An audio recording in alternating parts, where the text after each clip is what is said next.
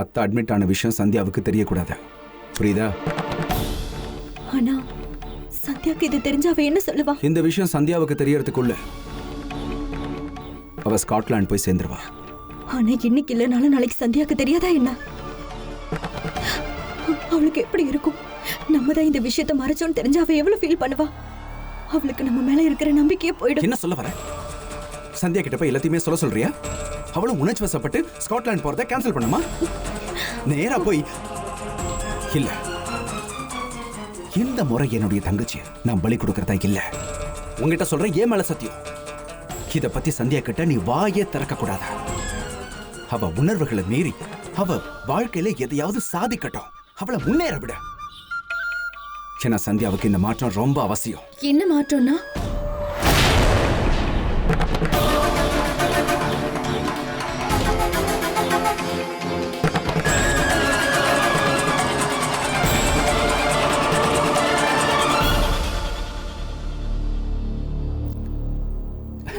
இல்லம்மா, நான் என்ன சொல்லிட்டு இருந்தேன்னா, இந்த லோக்கல் சிம் கார்டு இருக்கு இல்லையா, இதை சேஞ்ச் பண்ணிட்டு இன்டர்நேஷனல் சிம்மை மாத்தணும்னு சொல்லிட்டு இருந்தேன். எப்படி இருந்தாலும் கொஞ்ச நேரத்தில் உனக்கு இந்த சிம் கார்டு வேஸ்ட் தானே. அது வரைக்கும் உனக்கு வேணும்னா ஓ அண்ணி மொபைலையோ இல்லை என் மொபைலையோ யூஸ் பண்ணிக்கோ. என்னம்மா, நான் சொல்றது சரிதான் அனிதா?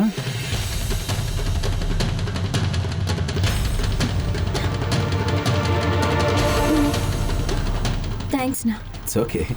நீ ஒன்று பண்ண, உன்னுடைய பாஸ்போர்ட்டையும் விசாவையும் பத்திரமா எடுத்து வச்சுக்க. அண்ட் அதோட எதையும் விட்டுறாமல் எடுத்து வச்சிரு, சரியா? சரிங்கண்ணா. போலாம் அனிதா.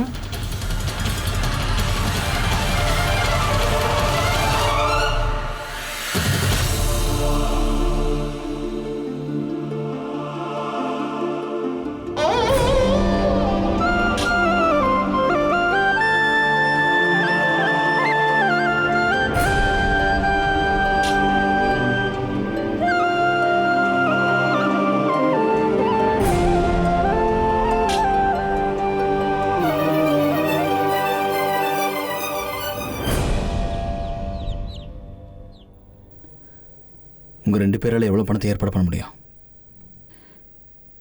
என்கிட்ட என்ன ஒரு 1-1.5 லட்சம் இருக்கும்.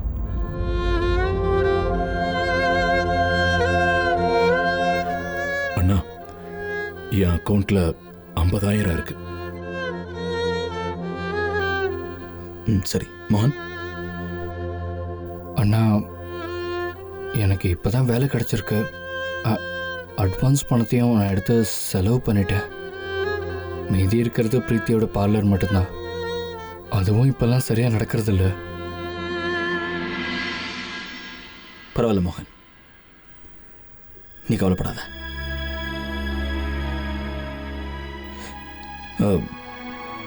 விக்ரம், நம்ம 2 பேர்கிட்ட இருக்கிற பணத்தை சேர்த்தா 2 லட்சம் வருது.